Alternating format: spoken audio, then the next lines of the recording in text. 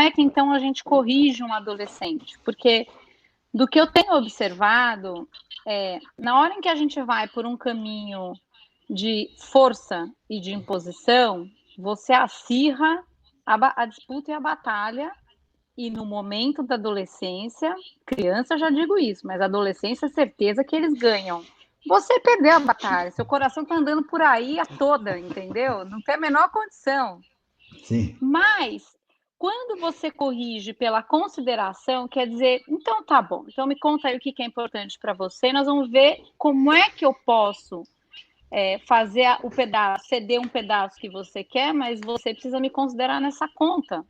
Que seja para sair e me dar notícia, ou sair e voltar no horário combinado. Então, como é que a gente entra num processo de consideração e a correção, me parece, pelo menos do que eu tenho acompanhado de adolescentes, que ela realmente caminha pelo aprendizado porque a disputa sai de cena. O que eu vejo muito acontecer é que às vezes a gente fica até hipócrita enquanto adultos e pais, impondo uma situação que você também não cumpre, sabe? Aquela história que você também não. Então, assim, esse adolescente ele vai olhando e vai falando, isso aqui é um absurdo.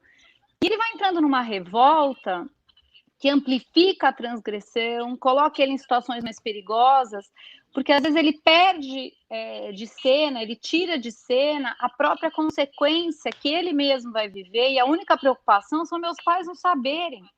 Quando, na verdade, às vezes ele se bota em situações de perigo, às vezes ele se bota em situações de perigo com relação à própria saúde, o bebê ir dirigir, usar droga e não sei mais o quê, mas ele não se dá conta de que isso tem um efeito direto na vida dele, ele só está preocupado em não entrar no castigo que vai vir se meus pais souberem. Então, assim, como é que você entende essa correção, que para mim é muito claro que precisa ser por um processo de, você está plantando abacaxi, vai colher abacaxi, e é você que vive o abacaxi, não é outra pessoa. Então, o assunto dos seus pais, a gente vai resolver o que você precisa, vamos entrar em acordo, vamos conversar, vamos se ouvir, vamos entrar em consideração.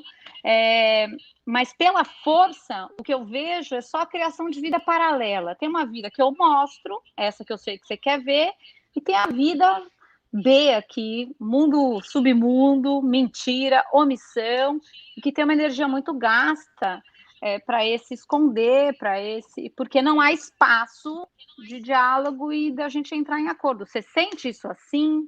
Você acha que não? Tem que ser assim mesmo? Sim. Não, perfeito. Existe, obviamente, um limite para que esse submundo aí que você colocou muito bem, né? Esse mundo paralelo, ele se desenvolva de um jeito saudável. E esse mundo paralelo tem que ser aquilo que é meu, da minha subjetividade, do meu, tudo que a gente está conversando aqui, mas, obviamente, tendo possibilidade de viver isso de forma saudável. Não vale que isso seja assim, eu tô me drogando, lá eu tô fazendo loucuras, e aqui eu sou, oi mamãe, filhinho bacana. Não é essa a ideia mesmo, né? Mas é sem sombra de dúvida o maior desafio dos pais com adolescentes. Esse limite entre aquilo que eu permito enquanto acesso e troca e aquilo que eu preciso pôr como limite e castração. Uma das coisas que mais facilita, se é que dá para usar essa palavra, é o que você disse de colher, plantou abacaxi, colhe abacaxi, ou seja, a consequência. Então, uma das melhores maneiras de educar no adolescente, acho que, aliás, não só na adolescência, é lembrando que a consequência também educa. E menos o castigo, ou menos a bronca, menos a gritaria, menos a imposição. Então, o adolescente precisa entender que aquilo que ele faz gera uma consequência diante da escolha dele. Claro que existe um limite para deixar que essa consequência aconteça, né? Então, se, por exemplo, se você sabe que o seu filho, sei lá, está se relacionando com um amigo mais velho que já tem carteira de motorista e costuma beber e dirigir em alta velocidade.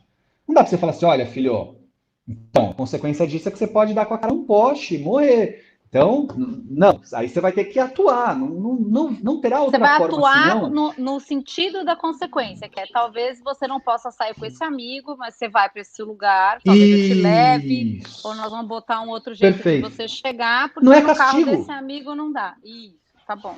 Isso é consequência, não é castigo. Então agora eu vou levar e buscar, essa liberdade que você tinha vai mudar o estilo. Então é muito importante que o pai esteja o tempo inteiro atento à consequência que o adolescente tem diante das escolhas que faz, né? Levando sempre em consideração que há um limite entre a troca, e aí vamos lá, então vamos entender o que está acontecendo, como é que eu te ajudo, o porquê isso está acontecendo e assim por diante. Eu aqui no consultório vivo muito isso, então é super comum um adolescente me contar um problema que ele está vivendo e que eu preciso que ele conte para o pai, que ele conte para os pais, né?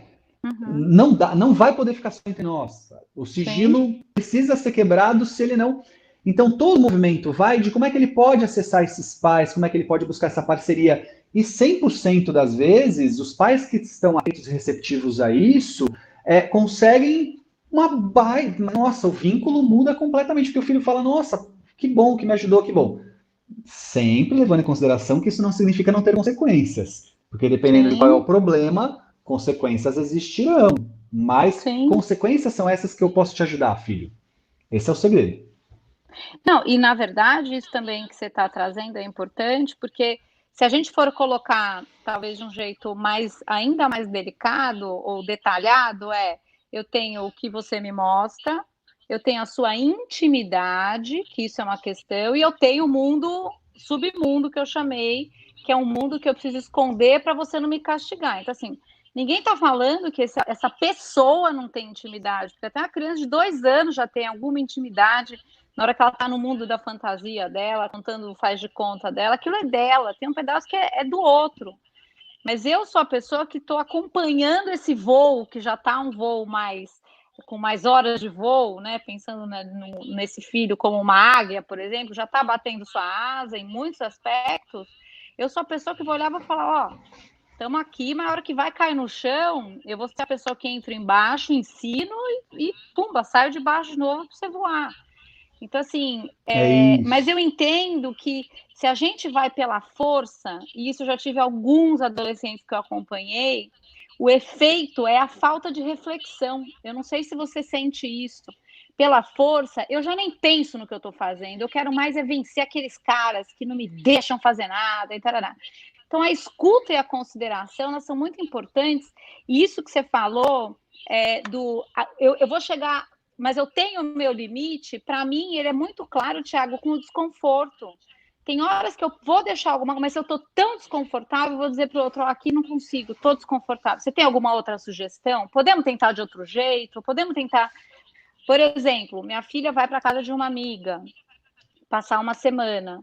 Eu convivi com a mãe 2 vezes e tal. Então, assim, me dá um desconforto? Isso dá, ela tem 15 anos, é uma moça. Mas isso eu preciso falar com a mãe, eu vou levá-la até lá, eu quero que meu marido esteja junto. Aí, a hora que ela compreende que eu preciso isso, a gente está entrando num espaço de consideração para eu conseguir dizer sim para ela de um jeito que está confortável para mim. Então, da pessoa que vai receber, ela está acionada da responsabilidade que é recebê-la. Então, tudo isso é uma construção de como que eu faço para te dizer sim, sem eu estar engolindo um sapo de desconforto enorme, ou porque eu preciso, que é a nossa próxima pergunta, fazer você feliz. Porque eu acho que essa é uma armadilha que eu vejo desde a infância, que eu preciso que meu filho esteja feliz, eu preciso que ele esteja satisfeito. Então, dizer não para uma criança que eu preciso, ou para um adolescente que eu preciso fazer feliz, vai ficando muito mais difícil. E aí eu te pergunto, essa você acha que talvez seja a maior armadilha? Eu ter que ver essa pessoa sempre feliz, sempre atendida, satisfeita, que veio junto com a pergunta, como é que eu livro esse adolescente do tédio? Eu preciso livrar ele do tédio? Ajuda, Thiago. Não, primeiro que eu já aprendi com você Ah, que desde sempre, né, essa história de filho feliz o tempo inteiro é mó furada, mó furada. E você sabe que eu faço uma construção, esse é o tema da minha palestra. Porque na minha palestra eu faço uma construção de como eu identifico que tudo isso começou, né? Porque houve um momento na história da humanidade em que nós não tínhamos muita opção de escolha, né, Dani? A gente não podia escolher a vida, decidir caminhos, era tudo muito mais determinado, né? Era assim, ponto final. Nem precisa ir muito longe, hein? 40, 50 anos aí para trás, a gente vai ver mulheres que não podiam escolher ter ou não filhos, elas eram. Né? A mulher tem que ter filho, mais de um. e tem que estar casado, e não pode se separar. E quem trabalha é o marido, a mulher não trabalha. A gente tinha um monte de determinismos, né? E que bom, evoluímos e temos muito a evoluir ainda na condição de fazer escolhas, né? Quando eu penso nisso, eu começo a pensar, peraí, mas então as minhas escolhas têm que ir no caminho de ser feliz, né? Então eu escolho com quem eu quero trabalhar que possa me trazer felicidade, eu escolho com quem eu quero me relacionar que possa também me ajudar nesse processo, eu escolho isso, e essas escolhas estão sempre pautadas nisso. Só que, sem querer, não é de propósito, a gente não faz por mal. A gente acaba... não faz. A gente começa a confundir felicidade com o contrário de emoção negativa. Então, eu sou feliz quando eu não estou com raiva, né? Porque quem está com raiva não está feliz. Eu sou feliz quando eu não estou com medo, porque quem está com medo é feliz. Não. Eu sou com medo quando eu não estou angustiado, quando eu não estou frustrado. Ou seja, toda vez que eu estou diante de uma emoção negativa, eu não estou feliz, logo meu projeto de ser feliz não está dando certo. Aí nós viemos, tempos modernos, chegamos onde estamos agora. E no meio disso, nós tivemos filhos. E aí a gente pensa, sem querer, assim, ó, eu não cheguei lá exatamente, Dani, eu sou um cara feliz, mas sabe aquela coisa de trabalhar com o que ama para não trabalhar? Eu amo o que eu faço. Tem dias que eu me canso. Sexta-feira meu olho estava vermelho, que estourou uma veia de tanto ficar olhando para a tela, porque eu estou atendendo 8 horas por dia online. Sim. Então, mas será que a Giovana, aquele ser lindo que está no berço agora, hoje com 6 anos, né? Mas estou fazendo a construção, ela eu vou ajudar. Ela vai ser feliz plena. E aí, uma das coisas que eu vou ter que fazer por ela é não deixar ela ter emoções negativas. Então, quando ela está com medo, quando ela está com raiva, quando ela está frustrada, quando ela está angustiada, eu vou ter a tendência de eliminar isso de algum jeito. Eu vou fazer o que eu posso para ela não sentir isso. E aí eu perco a mão. E nessa busca para um filho feliz o tempo inteiro, eu estabeleço uma relação perigosa e, inclusive, tiro dela a condição de um monte de competências, da condição de ser feliz, inclusive, porque não é feliz quem não sente essas emoções, é feliz quem sabe lidar com elas. Não é porque você vai falar que você não vai ter raiva na vida. Né? Até porque elas são notificações importantíssimas. A minha frustração conta o que era importante para mim, ou conta que às vezes eu quero tudo do meu jeito, não escuto o outro. Meu medo conta ou a minha ansiedade, que eu queria ter o poder do amanhã e eu não tenho. Então, assim, às vezes é através do contato com todas essas emoções que a gente diminui de tamanho, que a gente cresce em resiliência, em humildade, em realmente espaço de perceber o quanto a gente é falho, pedir perdão para as pessoas. Então, assim, eu acho também que essa é uma armadilha... E aí, se alguém chegou agora no seu canal, deixo aqui estabelecido que faz 10 anos que você tem vídeos falando sobre tudo isso que tem, ó, maratona bem melhor que a Netflix, só assistindo seus vídeos, porque você fala disso com mais criatividade. É verdade. Várias vezes a gente pegou ter seus... 3 anos para cá, foi quando a minha revolução aconteceu, tá bom? Aquela moça de antigamente, aquela moça de antigamente, se você olhar bem, não tinha essa alegria, nem essa leveza, porque também tinha que ser perfeita, entendeu? Agora tá tudo Não, certo. mas tudo bem. A gente não percebia. Olha, os temas, a maneira com que você trata, são espetaculares. Tudo isso que você está falando agora. Aquela pessoa, mas tudo bem. Mas olha só, deixa eu falar um negócio.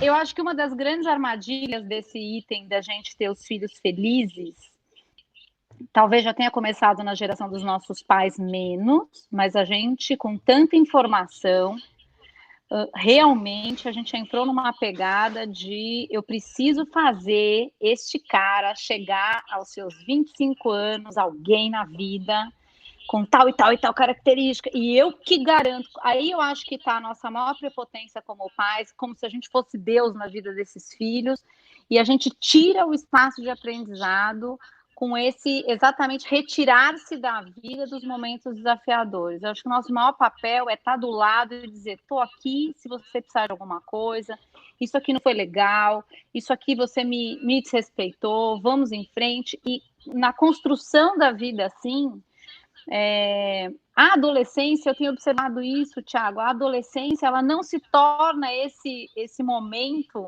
tão temido, que às vezes eu recebo gente com crianças de 4 anos falando, Dani, se tá assim, imagina na adolescência.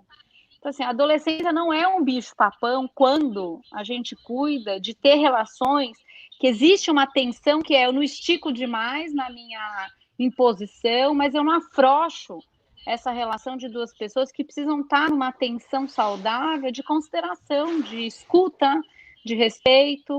E isso a gente às vezes consegue através da escuta do desconforto.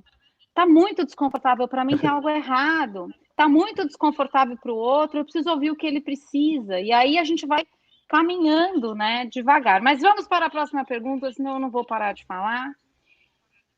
Quinta pergunta. Você está vendo que o negócio está cabeludo aqui. A gente já vai chegar Ótimo, nos eletrônicos, viu, gente? Que tem muita gente pedindo. Nós temos mais